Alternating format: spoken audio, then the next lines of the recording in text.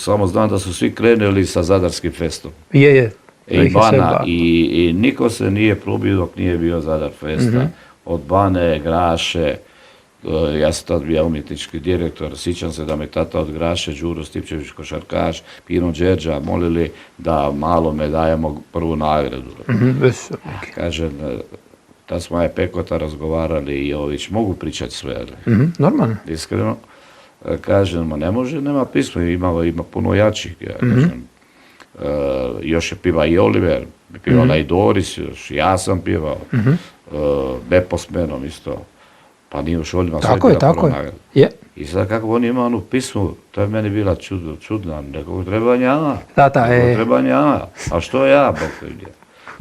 Sad ima neke lipe pisme, meni to bilo, ti ćemo dati prvu, i mene stisa Pino Đerđa, drag mi je čovjek Pino Đerđa, uvijek sam ga gledao kad sam išao, on je naš moćačni bija, kočni prijatelj, Kriješić, Osić, svi. I tako, dali smo, on je donio 3 autobusa iz Splita, iz srednje škole, prve gimnazije. Fanova? Ne, prve, a bit će zadnja maturante, donio 3 autobusa. Kao da pokaže. I najveći navijači Zadarskog festivala su bili Bibinci. Bibinci i Arbanasi, mislim, najviše su navijali.